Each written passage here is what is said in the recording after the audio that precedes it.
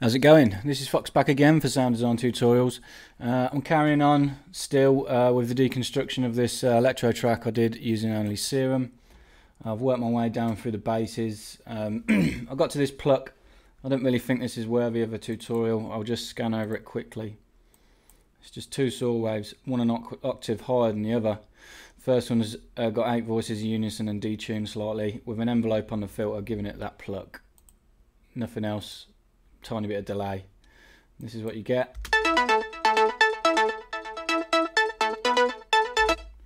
Anybody can make that in about 2 minutes. As I say, it doesn't really warrant me.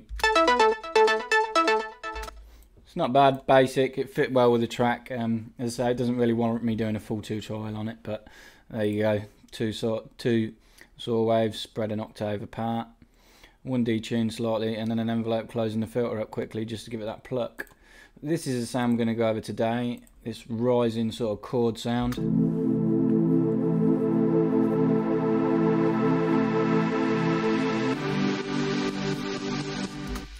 That stuttering you can hear is a sidechain compressor. I'll turn that off for now.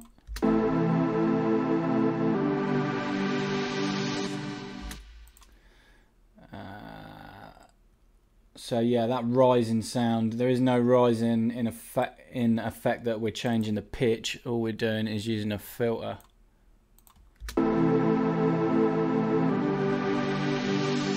Just opening a filter up towards the end of the notes just to give it that sort of hissy sound which we're getting from this pulse width modulation. Sort of a real raspy sort of noisy sort of sound. Not much to it, but hey, we'll go through it. I'll show you some modulation I did inside Ableton as well to give it that sort of rising effect. Just going to go ahead and duplicate this track so I've got something to go by.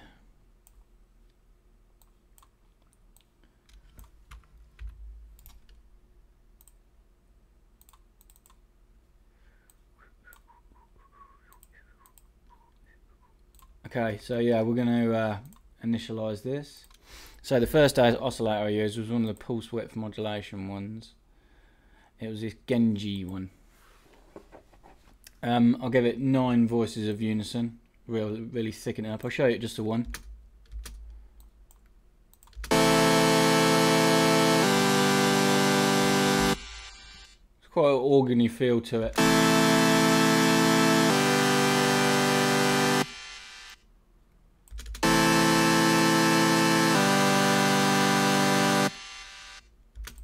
There's some ping pong delay on the channel, you can hear that. I'll turn that off as well.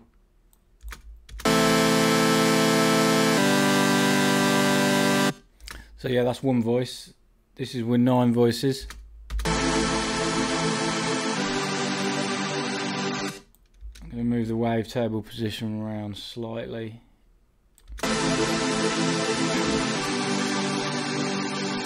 It's giving it that unison on this because of the crazy harmonics you got here. It's got sort of a white noise hiss behind it, which is nice when you're doing risey sort of effects.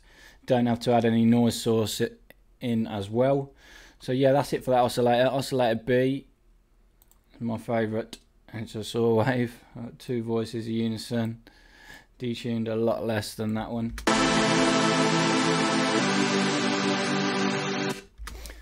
I didn't use any warp menus for either of these. It wasn't necessary. I routed both of them to the filter, so make sure these 2 boxes are clicked, A and B. This is your routing here. As I say, whenever it's highlighted it means it's going to what you got here. Like say this key track here, you can key track the noise, you can key track the filter, this sub on and off, all these little blue boxes.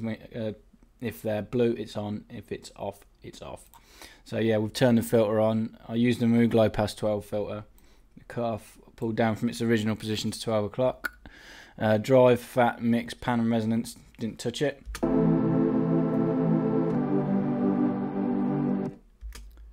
I used envelope 2 to open this up over time. Envelope 1 as standard is the main amp envelope, so you don't really want to be touching that. Envelope 2, dragged it over to the cutoff, and I did it positive.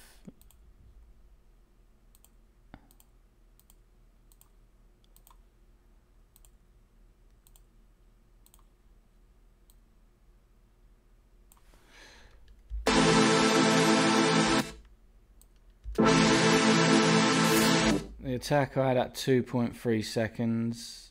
That worked well with the length of the MIDI notes that I had, that I've got in the clip that it's playing through.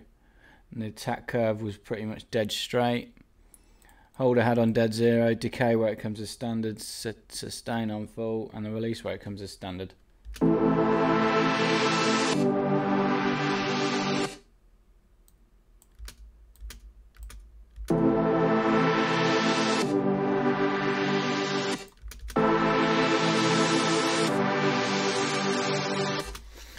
Doesn't sound right for some reason.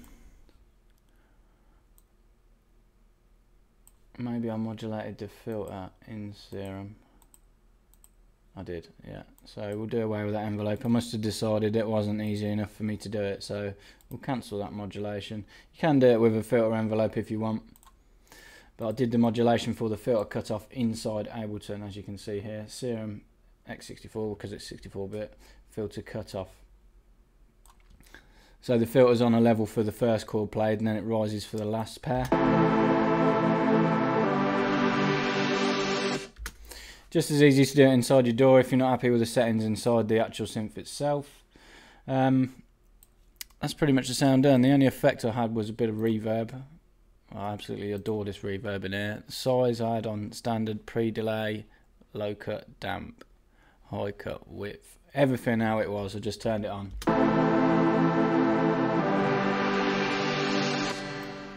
I'll turn the ping pong delay on the channel as well. Basic settings, what I always use it on a 3-note really. Dry wet 29%. Just honing it on the higher aspects of the sound.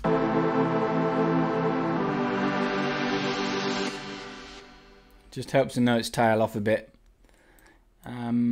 Yeah, this stereo imager, this is a neat trick. This is a tool from Waves.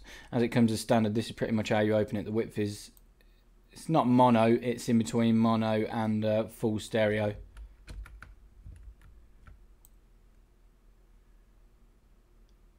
Which is about there. And I've modulated this inside Ableton as well, as you can see this curve here. So as the notes, as the sound progresses over this riser, it's pushing it wider. It's a simple trick. You can really hear that as the filter's opening up with the modulation that I showed you earlier on. Look, pretty much the same sort of modulation. As the filter's opening up, the stereo, this S1 imager is making it go wider. It's pushing it out to the side of the spectrum. The only other thing then is I've got it sidechain compressed to the kick and the just the kick. So as the kick's bubbling up in this here,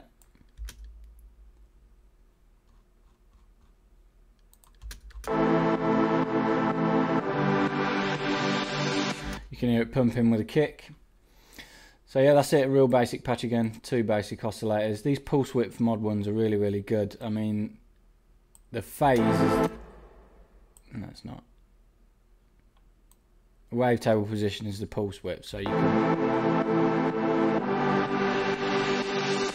can modulate the pulse width as well if you want. I didn't bother. Pulse width mod is mainly done for lead sounds. But yeah, that's it, real straightforward, nice rising pad sound. I'll play it in context, I'll play it with this part of the track. There'll be a link in the description to get you to the video where I made this whole track, so you can see how the patch was made and where it is used. Also, this is going to be available to download at a cost through Dropbox. If you're interested, just get in touch with me via my email or my Twitter. I'll leave a link again in the description.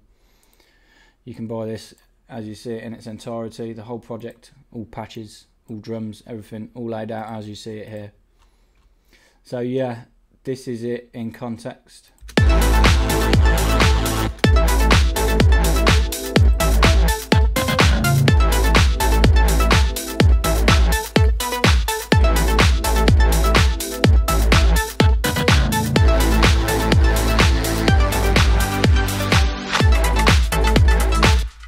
There you go, rising pad in Xfer Records Serum. As always, make sure you subscribe if you've enjoyed this. If If you've got any questions about Serum or any of the other synths that I use, please get in touch and I'll try and help you out if I can.